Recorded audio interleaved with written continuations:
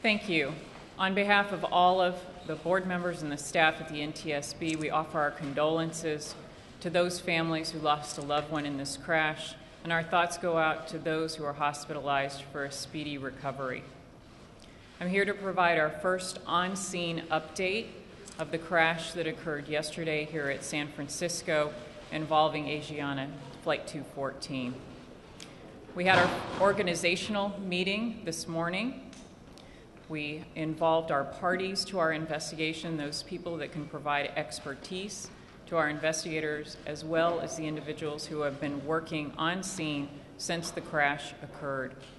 We outlined the work that we intended to accomplish today, and I'm going to talk to you about some of the work that's already been completed and some of the work that's in progress. First, I'd like to share with you a preliminary review or an audition of the cockpit voice recorder and the flight data recorder. Yesterday, we had investigators that arrived on scene. They were able to secure the cockpit voice recorder and flight data recorder. They went back to DC on a red-eye flight last night. They were escorted by a federal air marshal. They were met by our investigators in Washington, DC this morning. They were taken to our lab in Washington and read out. We had good data on the FDR and the CVR, and from a preliminary audition, I'm going to give you some high points. The CVR was a 2-hour recording, and it was of good quality. The recording began while the aircraft was in cruise flight, 2 hours out. The flight is cleared for the visual approach to runway 28 left. This is confirmed by the crew. The aircraft was configured for approach. Again, this is based on the cockpit voice recorder, the communications between the crew and the cockpit. The aircraft was configured for approach with the flaps at 30 degrees and the gear down. The target speed for the approach was 137 knots. The approach proceeds normally as they descend. There is no discussion of any aircraft anomalies or concerns with the approach. A call from one of the crew members to increase speed was made approximately 7 seconds prior to impact. The sound of the stick shaker occurs approximately 4 seconds prior to impact. A call to initiate a go-around occurred 1.5 seconds before impact.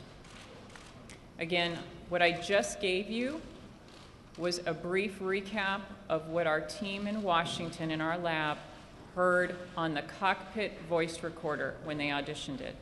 Now I'm going to talk to you about the flight data recorder. There are 24 hours of recorded data on the flight data recorder. There are 1,400 parameters of recorded data. This flight data recorder captured the entire flight. During the approach, the data indicate that the throttles were at idle and airspeed was slowed below the target airspeed. The throttles are advanced a few seconds prior to impact, and the engines appear to respond normally. Again, I've just given you a brief summary of what our team found today as they auditioned. First, the cockpit voice recorder, and then the flight data recorder. I'm going to talk to you a little bit about the 777 and give you some basic facts about the aircraft. This was an Asiana 777-200ER, or extended range. The tail number was HL7742. As far as manufacturing, it was line number 553 off the line. The factory rollout was in February of 2006, and the delivery occurred approximately 1 month later. It is equipped with Pratt & Whitney PW4090 engines.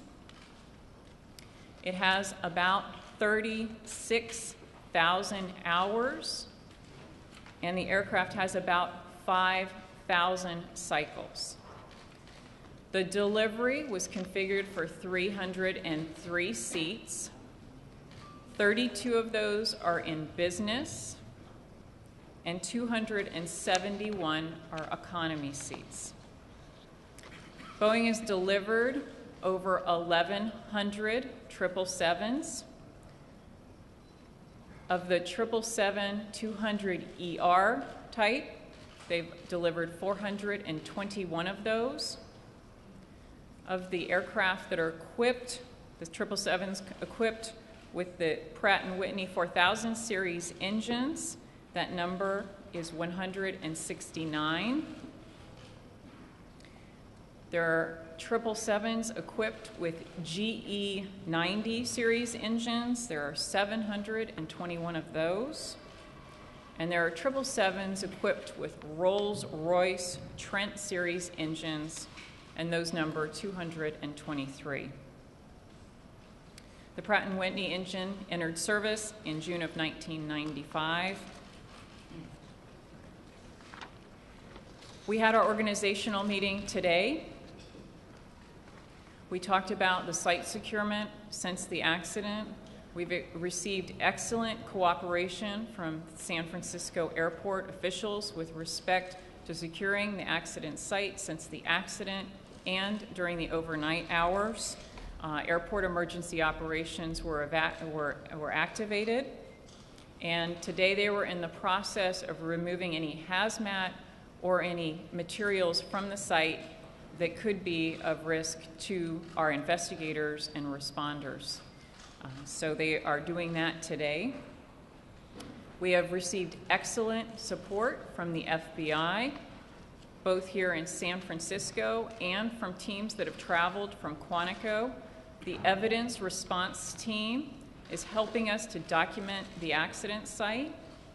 We also have teams from the field office that are here to help us, as well as hazmat experts from the FBI. We are receiving excellent support from our federal, state, and local partners. We really appreciate that.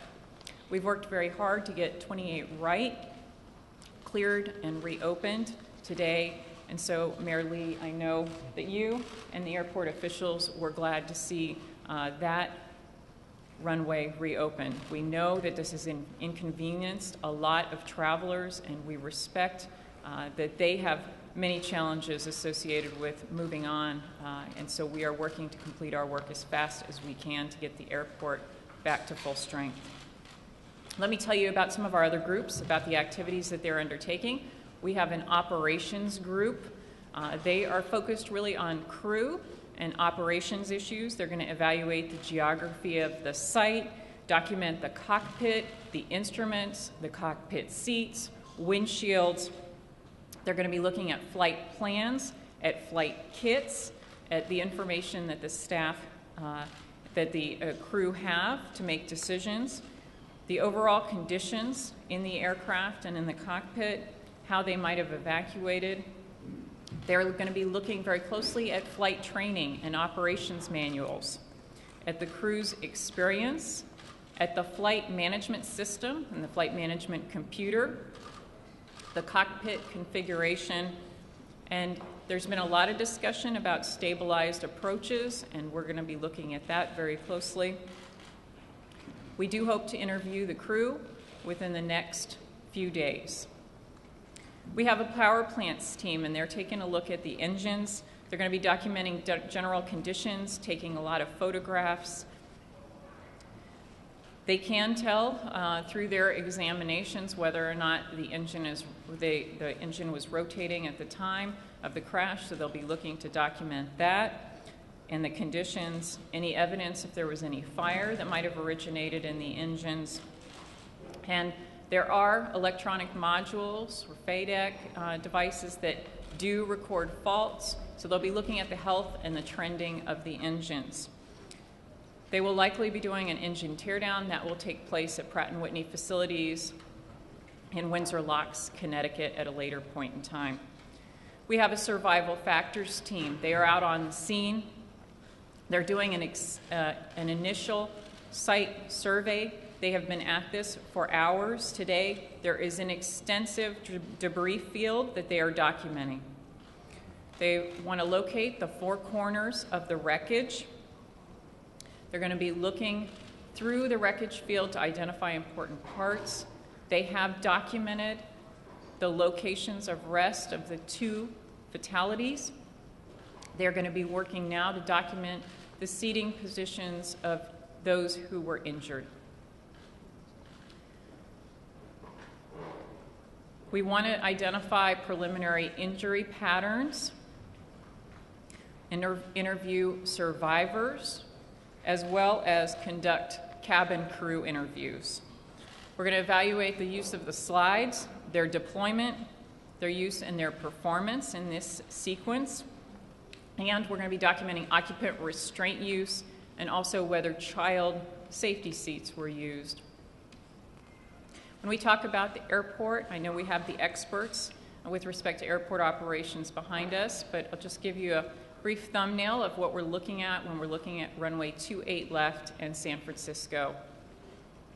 There are about 1,200 operations per day. 3/4 of those are commercial operations. There are 2 sets of intersecting runways, runways 119, left and right, and runways 10, 28, left and right. The threshold elevation of 28 left, and remember the runway that we're focused on right now is 28 left, is 13 feet above sea level.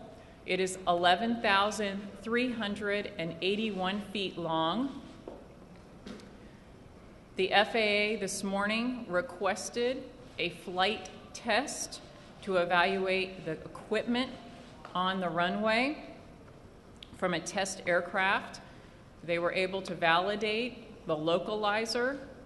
As you all know, the glide slope was NOTAMed or issued in a notice to airmen that it would be out of service from June 1st to August 22nd. So the glide slope was out of service and there were no returns from the glide slope detected by the test aircraft. There were also PAPI lights, or precision approach path indicator lights, that were available to the crew. However, on runway 28 left, those were significantly damaged in the crash sequence. And so after the crash, the Asiana aircraft, those were NOTAMed or put in a notice to airmen that the PAPI lights on 28 left are out of service. That occurred post-crash. They'll be looking at all of the approach lights to see if they were in working order. They'll be documenting the runway markings, lighting, and conditions, and they'll also be evaluating construction activities that were taking place on the airport property. We're looking at emergency response. This is the post-crash response. ARF deployed, or the Airport Rescue and Firefighting Operations deployed 23 responders and 9 vehicles after the crash. We will be looking to determine the effectiveness of the response, how they organized site safety and security, how the fire was extinguished, and whether or not there were rescues made of crew or passengers from inside the aircraft, and with respect to the triage, what took place outside of the aircraft after the passengers and crew exited. We still have, with respect to the emergency response, to conduct interviews with the ARF operators, and we are also seeking video from the airport and also video from the ARF operations. If they had any video on their fire trucks, we're looking to obtain that as well. We have a human performance investigator, and what he'll be doing is looking at the performance of the crew. We typically do a 72-hour work-rest history. We'd expect drug and alcohol testing to be done. We'd be looking at things like fatigue, at medication use, and sleep disorders. Our human factors, or human performance efforts, are very extensive. We will be looking at crew resource management, or CRM, and this is how the crew work together, how they communicate, how they follow procedures. We'll look at crew monitoring, and we will look at crew coordination.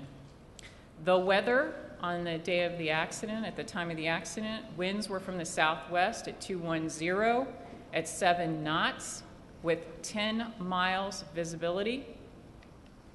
There were no reports of wind shear or adverse conditions reported. Air traffic control. They gave the crew of the Asiana flight a visual clearance.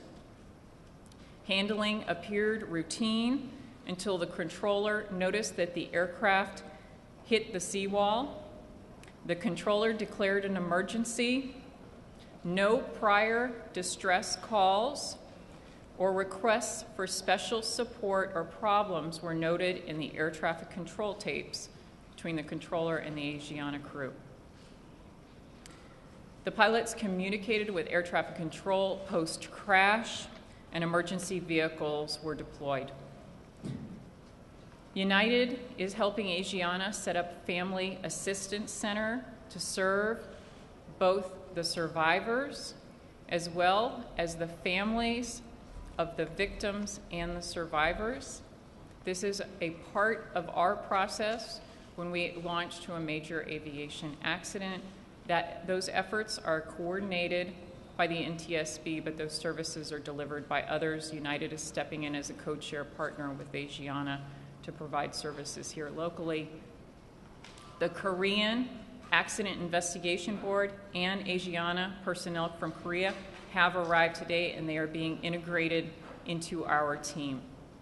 I'd like to finish up my prepared remarks by saying thank you so much to all of the responders for assisting our team as we arrived on site.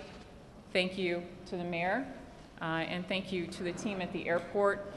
We really do rely on others to help us as we come into a community new to do our job, so we very much appreciate that support. I'd be happy to take questions. Alan. Oh, thank you. You mentioned the target speed of 137, I believe, but can you tell us what the lowest speed reported on before impact was on the recorder? The question is, I had mentioned that the approach speed was 137 knots, and what the question was whether or not we had the lowest speed that the crew achieved. I will tell you that the speed was significantly below 137 knots, and we're not talking about a few knots. We still have to corroborate some information. As I mentioned, this was a preliminary read of the flight data recorder and cockpit voice recorder. The 137 knots came from the crew conversation about their approach speed. We need to take a closer look at the raw data on the flight data recorder, as well as corroborate that with radar and air traffic information to make sure that we have a very precise speed. But again, we're not talking about a few knots here or there. We're talking about a significant amount of speed below 137. If I could ask you to raise your hand to be acknowledged and to identify yourself and your outlet, that would make this a lot easier. Yes, sir. Chip is with KTLA. You mentioned in the second before the crash there was a stick shift of some sort. I don't know if I got the wording right, so a stick shift. And then also they requested a go-around. Can you explain further what that stick shift means and what the go-around? Sure. The question is, could we provide additional explanation about the stick shaker activation and the go-around? What I had shared with you was that prior to impact, there was a stick shaker that activated. This is both an oral and a physical cue to the crew that they are approaching a stall. It's called a stick shaker, but there's a yoke that the pilots are holding, and that yoke vibrates or shakes, and it is telling them that a stall is approaching. That activated 4 seconds prior to impact. There was a call out for a go-around from one of the crew at 1.5 seconds prior to impact, and the call out is communication between the crew that they want to go around. That means they want to not land, but apply power and go around and try to land again. That call came 1.5 seconds before impact. Yes, ma'am. From KPIX. So based on those recordings and what you just explained, are you finding preliminary findings pointing to pilot error? The question is, based on the information that we've briefed today, are we finding pilot error? What I will tell you is that the NTSB conducts very thorough investigations. We will not reach a determination of probable cause in the first few days that we're on an accident scene. We want to make sure that we gather all the perishable evidence and the facts early in the investigation. We've just been here for a few hours, not even a full day yet. We have preliminary information, but we have a lot more work to do. We need to interview the crews. We need to interview the first responders. We need to validate the raw data on the flight data recorder as well as on air traffic tapes. So we'll be working to do that. Yes, Steve Gregory, KFI Los Angeles. Can you tell us and characterize again, at what point did something seem to go wrong? Did it seem to go wrong from the data recorder first, or did it seem to go wrong from the voice recorder? Where did sort of the discrepancy enter first? The question is, from the information that we have on the flight data recorder and the cockpit voice recorder, where did things begin to go wrong and which one occurred first? What we need to do is corroborate the information that we have on both the flight data recorder and the cockpit voice recorder to overlay that with the crew's position, their spatial position as they're approaching the runway. There's a lot more work that needs to be done, but I'll tell you that some of the things that we're seeing on the flight data recorder are mirroring some of the things that are going on the cockpit voice recorder. The command for increased throttles or increased power from the engines. We also are seeing a go-around request at about the same time. Madam Chairman, yes, ma'am. I'm a reporter of New York Sanitation, and I saw so now there are 2 Chinese citizens that in this accident. So are you confirmed their family member and when their family member arrived in San Francisco? The question was about the 2 fatalities. The fatalities did occur yesterday, and the question was whether or not we know information about their family members. One of the things that we want to do is make sure that we respect those who have lost loved ones in crashes like this. We work very hard to make sure that they have time and they have space for grieving and that they're treated with respect. And so I would ask all of you to give them that space. I don't have that information, but I will not be sharing it with the press. It's up to the family members to decide if they want to come forward. Here, can I ask you a question here? I'd like to know, are you looking at the other incident of a 777 landing too soon at Heathrow, and are there any similarities you are seeing right now between those 2? Was there a speed problem that you're aware of in that incident? Sure, could you identify yourself? I'm sorry, Steve, from CBS. Hi, Sorry. Steve. The question was about a previous event that had occurred where there was another hull loss involving a 777 at Heathrow a few years ago, and whether or not we've evaluated that event and identified any similarities with this event. I will tell you, in that event, there were some specific issues identified. Those issues had to do with slushy or frozen fuel, and that aircraft was equipped with Rolls-Royce engines. This aircraft is equipped with Pratt & Whitney engines. We will certainly be looking at prior investigations and prior events to see if there's anything that we can learn from that past work, but at this time, we have not identified any specific similarities with that cause of the Heathrow event, but it is very early in our investigation. Yes? Henry Rossoff, Cairo TV. It seems like you're hedging against mechanical failure. Is that right? And what, if any, role is Boeing playing right now? The question is, it seems as if we're hedging against any mechanical failure, and what role, if any, is Boeing playing right now? I will tell you, everything is on the table right now.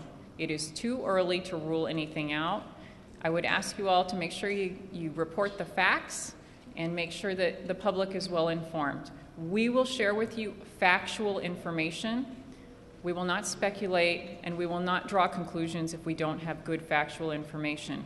We are telling you what we know to be true, what we've identified as a concern or a problem, and what we're going to follow up on. Boeing is a party to the NTSB's investigation. This is a 777 aircraft. They have the best intelligence and the best experience with respect to the production and manufacture, the type design of this aircraft and previous problems. We expect all the parties to our investigation to cooperate with the NTSB fully. We are having great cooperation from all the entities we're working with. In the back. You identified nationality of the victim, and how long does the investigation take? Do you guys have some results about that? Sure, there are two questions. The first question is, we identified the nationality of the victims. I'd like to mention that that is not something that the NTSB did. That was provided by other entities. The NTSB does not identify victims. We leave that to the experts in the area, the coroner, in this case, of the county, or the medical examiner in other jurisdictions. The NTSB does not do victim ID, and we didn't do it in this case. The question is, how long will our investigation take? I expect that we will be on scene for at least a week, conducting evidence gathering, interviews, and creating factual information. If need be, we will be here longer, as long as it takes to get our work done. We often tell people it takes 12 to 18 months to complete an investigation. However, what I will tell you is, if we identify any safety issues that we think need immediate attention, we have the ability to issue safety recommendations at any time. Yes, sir. Yeah, Gabe Slate from Reuters. Are there cameras on the runways, and are they always recording? Have you seen that footage, or would that possibly be involved in an investigation, or at least? Sure, and I'll defer to the airport officials, but we have requested any footage that might be recorded on the airport that would record the accident sequence or the aftermath of the accident. We have found in past investigations that video footage, whether it's surveillance or security video, or whether it's video that's provided by the public, can be very helpful. And along those lines, we do have an opportunity for, if anybody has any photos or any video that they believe would be helpful to our investigators, that they can submit that. That information can be submitted if you go to our website, www.ntsb.gov. On the left-hand side, you will see information about eyewitness reports. You can click on that link and submit information, videos, or photos, or you may email it to eyewitnessreport@ntsb.gov, and we very much appreciate that information. Chuck Henry from NBC. Can you identify who was flying the aircraft? Was it the captain, the first officer, or someone else?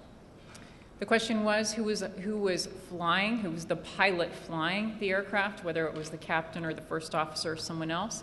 And I do not have the answer to that question, but I will provide it at our next briefing. I'm going to take two more questions in the back. I want to clarify something that you said. 7 seconds prior to the impact, you said there was a call for an increase in speed. And if that's the case, does that not suggest that they realized that there was not enough speed to make a proper landing? The question is, I related from the cockpit voice recorder that at 7 seconds prior to the impact, there was a call for an increase in speed. And the question asked me to interpret what that meant. What I will relate to you is the factual information. What we have on the cockpit voice recorder is a call to increase speed. We are going to be working to corroborate all of the information that we have. We would still like to interview the crew, and when we do and we have additional information to provide to you, we will do so. We'll take the last question in the back.